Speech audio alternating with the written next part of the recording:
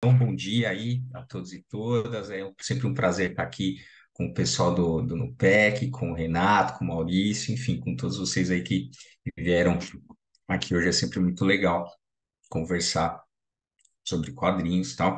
Bom, eu sou o Bruno Andreotti, acabei de fazer meu doutorado na PUC, que não tem a ver com quadrinhos, mas não tem a ver com os quadrinhos que eu resolvi abordar hoje, né? Meu doutorado é sobre as histórias do Superman. Acho que eu já estava meio saturado de falar do Superman, então por isso mudei. Eu sei que é um assunto interessante, porém às vezes satura.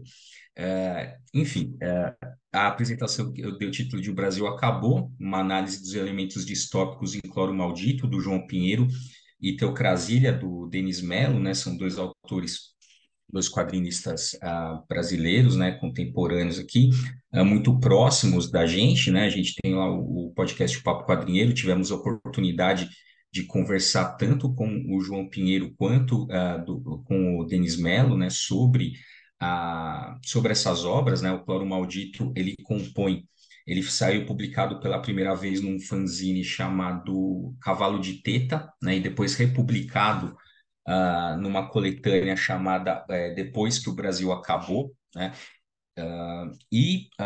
O Teocrasília, né, já é uma obra um pouco mais longa, né?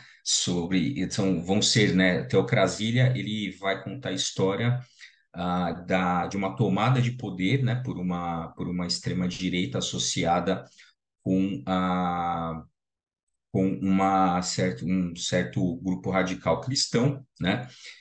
E está prevista, né, embora ela tenha começado em 2016, ela está prevista para ter 6 volumes, né, atualmente. Ela já passou por vários formatos, né, o Teocrasília. Passou por um fanzine, depois por financiamento coletivo no Catarse, e atualmente é publicado pela editora Guará, né? E vão ser compostas de 6 volumes. Atualmente a gente tem 3 volumes, tá? Bom, antes da gente de voltar a falar um pouquinho das HQs, né? O subtítulo da apresentação é para analisar, né, os elementos distópicos presentes nessas duas histórias em quadrinhos. Mas antes eu queria comentar, então, porque apesar do título do evento ser quadrinhos e o fim do mundo, e tem fim do mundo aqui, principalmente no Cloro Maldito, né? A gente tem o fim do mundo, mas o subtítulo ali era Utopias e Distopias, né? Tinha um bem pequenininho ali. E eu vou pegar essa parte, né? Porque o Cloro Maldito, ele é uma. Você realmente o mundo acabou, né? Você tem um cenário ali pós-apocalíptico muito bem delimitado, mas o Teocrasília não é propriamente um cenário de fim do mundo, não é propriamente um cenário apocalíptico ou pós-apocalíptico, né? É um cenário distópico, né? Então, queria abordar esses elementos e tem alguns elementos distópicos, sim, também no Cloro Maldito. Então, eu vou fazer comentar aqui a respeito, antes da gente falar sobre a distopia, a questão da utopia, né? Então, normalmente, o adjetivo utópico está associado a algo que não é realizável, né? Então, toda vez que você vai chamar alguém de utópico, é isso, né? No senso comum. Você está querendo dizer que aquilo é irrealizável, né? Por consequência, normalmente, quem qualifica uma ideia como utópica, né, é quem, de alguma forma, está no poder, né? Ele está, de alguma forma, ali associado ao status quo, né? Porque normalmente uma ideia utópica tendo em vista o estado de coisas presentes, né? Que de alguma maneira você reconhece ao chamar alguma ideia de utópica, alguma coisa de utópica, você reconhece que aquilo é impossível de ser concretizado, né? Logo, impossível de ser concretizado dentro daquela configuração histórica, política atual, né? Também está associada, né, à superação positiva do status quo, né? Então, a ficção utópica ela é sempre uma superação positiva do status quo, né? Então, ali 4 características, de acordo com Vieira, né, da utopia, né? Então, a utopia apresenta o conteúdo de uma determinada sociedade cuja organização é superior ou mais desejada do que aquela presente à época do autor. Então, a utopia vai trazer uma organização social teoricamente melhor do que aquela presente, né? Enquanto gênero literário, ela trata-se da forma através do qual a imaginação utópica se vê cristalizada, né? Então, todo período, né, você tem a imaginação utópica, ou seja, você imagina como pode ser uma sociedade melhor, ah, né, além daquela que você vive, e aquele pensamento utópico, então, né, ele vai estar cristalizado, né, nesse gênero literário, em alguma obra, etc. Então, a utopia, né, ela dispõe de uma função que a gente chama de função utópica, na medida em que há um impacto a ser causado nos leitores que vão instigar a ação, né? Então, você vai ver um cenário melhor e, teoricamente, aquilo vai te impelir a ação de construir aquela utopia na realidade, né? O desejo de uma vida melhor causado por um descontentamento face à sociedade em que se vive. De maneira geral, é isso que a gente são as características de uma utopia, né? Só que a gente passou, se a gente tinha, né, um período ali, talvez até o século XVIII, assim, de florescimento das utopias, né, de você ter uma crença de que a humanidade vai ser melhor, né? Você tem quando a gente se aproxima do século XX, quando a gente vai adentrando o século XXI, você tem um enfraquecimento dessas utopias, né? O gênero da ficção científica, a ficção científica hoje ela é praticamente dominada por cenários distópicos, né? Então você tem um enfraquecimento das utopias. E aí a gente pode apontar várias razões para isso: as guerras mundiais, a bomba atômica, a queda da União Soviética. Por que que a queda da União Soviética é importante? Porque até ali no final da década de 80 você reconhecia pelo menos uma alternativa ao capitalismo, né? Com a queda da União Soviética, isso ficou abalado, né? Então, assim, o que que é esse mundo? Então, quer dizer que assim, é o melhor que a gente pode, esse é o melhor dos mundos, né? E não é melhor, né? Assim, assim, se esse é o melhor dos mundos, é um mundo muito ruim, e mesmo assim é o melhor dos mundos, né? Então fica essa sensação de vazio, né? Depois da queda da União Soviética, por mais que se critique, né, o socialismo da União Soviética, enfim, tudo que aconteceu, mas havia uma alternativa, havia alguma outra possibilidade, né?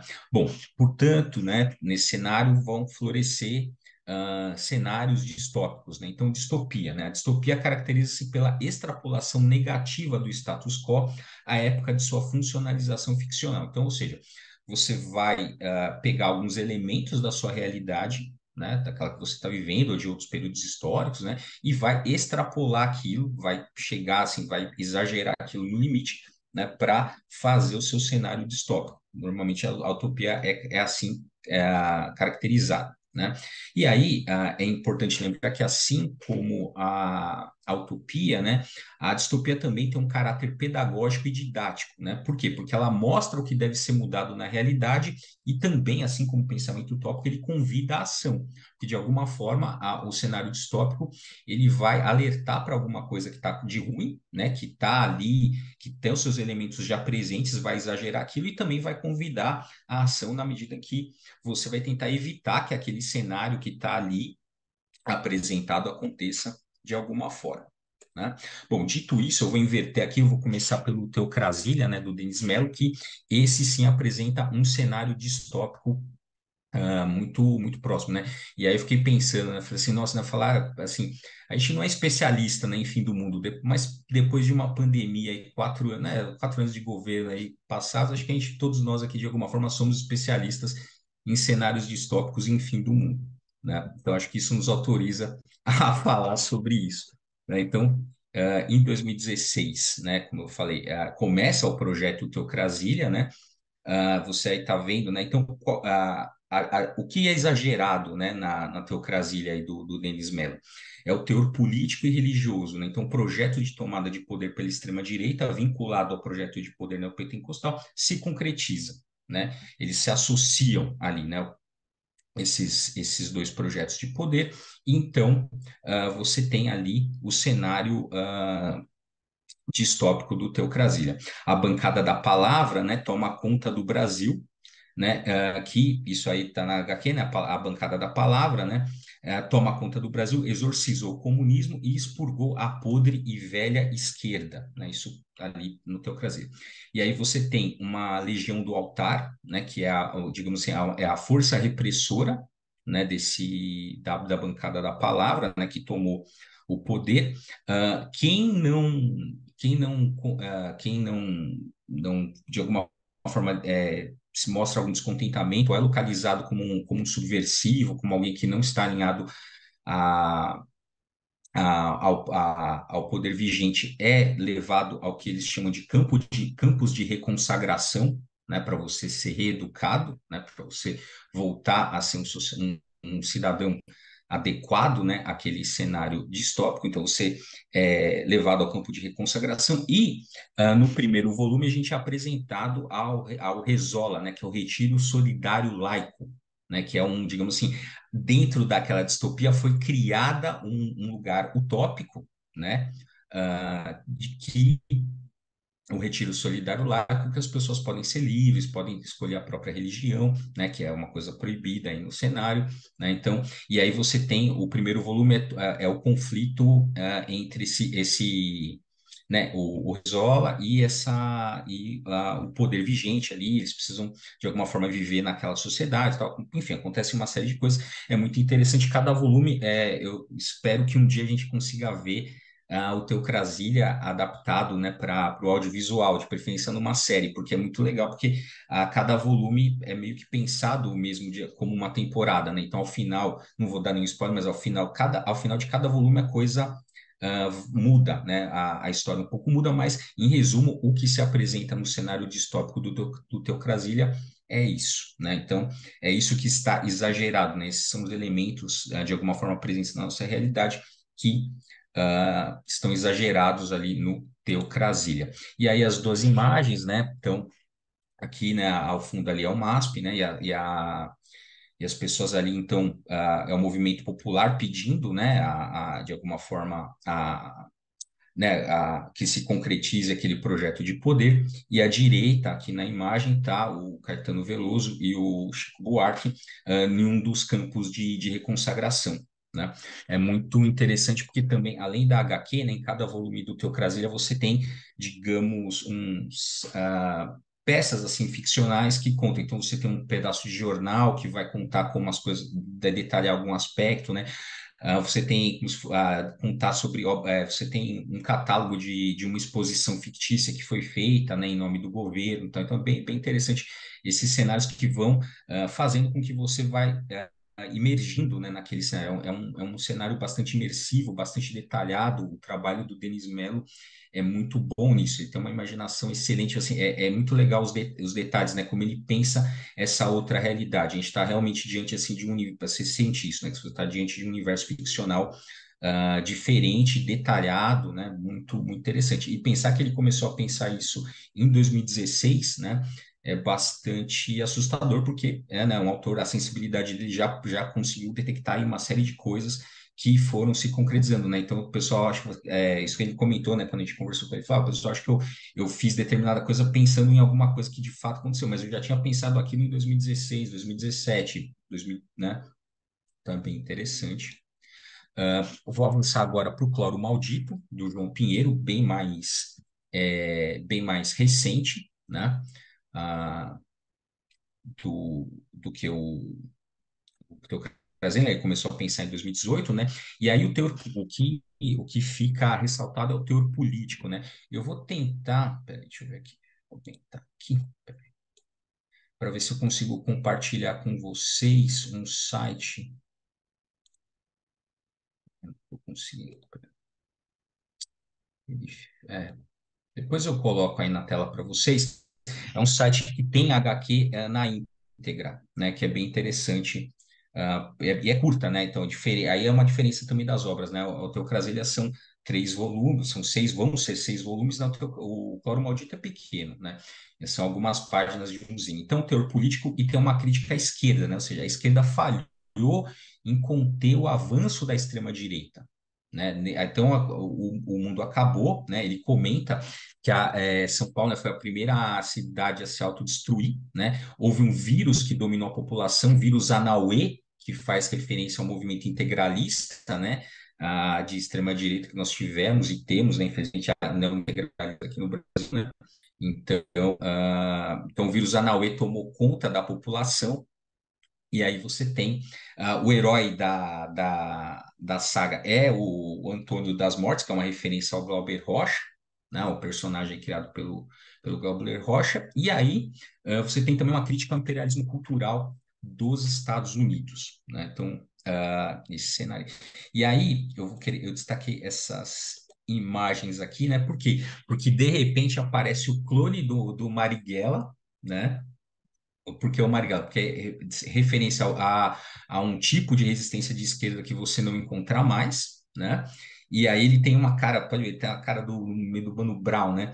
E aí ele chega, né? Tem um grupo ali discutindo o que que eles vão fazer e tal. Ele pergunta, onde estão as armas, né? Aí a menina, que é isso, amigo? Somos totalmente contra a violência, o amor vai vencer o ódio, hashtag. E aí o Marighella abre fogo contra os, né? Porque é a crítica que ele faz à esquerda, né? Falei, o horror para o João Pinheiro é isso, olha, a esquerda, de alguma forma é isso. A esquerda, né, ah, falhou em criar um projeto político viável, em criar um projeto político que combatesse esse pensamento extremista, né? Então, essa é a crítica do João Pinheiro. É muito interessante também, aparecem uns, tipo, como se fossem uns quatro cavaleiros do Apocalipse, eles têm a cara dos personagens da Disney, é muito interessante essa crítica também que ele faz ao imperialismo, mas de alguma forma o que o João Pinheiro coloca para a gente é isso, né? Então, esse é o elemento que ele viu ali, né, que permitiu esse cenário, então, pós-apocalíptico. Tá? Depois eu vou deixar o link aí para vocês lerem, é curtinho, HQ, vale muito a pena. Sim, cada quadro valeria a pena assim, uma análise muito aprofundada, porque como é uma HQ curta, então ele teve que, né, muito conciso, então cada quadro ali você daria para fazer uma análise bem interessante, mas eu quis destacar esse aspecto, né? Bom, e algumas considerações finais, né? Então, o fim, ele está naturalizado porque não há alternativa viável ao capitalismo. Isso está no Mark Fisher, né? Que ele tem o livro chamado Realismo Capitalista, ele vai dizer que né, o que ele chama de realismo capitalista é isso, né? Você criou-se todo um pensamento que você inviabiliza qualquer outro tipo de alternativa, né? Porque você crê que aquilo não tem alternativa. Então, lembra o mote da Thatcher, né? Principalmente com o neoliberalismo, não há alternativa. É isso aqui que está posto, isso é o melhor, pode não ser o que a gente quer, mas isso é o melhor que se pode fazer e não há alternativa. E é interessante também que o próprio Fischer, ele coloca, né, pegando de um autor, eu dei uma mudada aqui nessa noção, ele chama o Robert Paller, né, ele chama tem o risco da interpassividade, ou seja, quando você performa a crítica na forma de arte, né, o objeto criticado ele se torna suportável e aceitável, né, do tipo assim, olha, tá bom, eu não concordo com isso, então como se eu me separasse, e ao ver a minha insatisfação representada, aquilo de alguma maneira me satisfaz e me torna passivo diante da realidade na qual eu vivo. Há um risco nisso, né? É, então ele chama atenção para isso, por quê? Porque lembra que eu chamei a atenção que tanto o pensamento utópico quanto o distópico, né, de alguma maneira, ele convida a ação, ele está te fazendo um alerta, ele está te convidando né, a agir para impedir que aquelas coisas aconteçam, né? Mas quando isso acontece também, ele há o risco de acontecer a interpassividade, né? Você ficar ali, ok, tá bom, eu não concordo, eu já vi aquilo ali, olha, eu estou consumindo uma obra crítica. Então, isso já me torna isento, né? Isso já me torna crítico o suficiente para não mover uma palha, né? Para não fazer nada. Né? Então, a ficção utópica e distópica, né, tem o poder de desnaturalizar o que é hegemônico, de fazer emergir novas possibilidades. Né?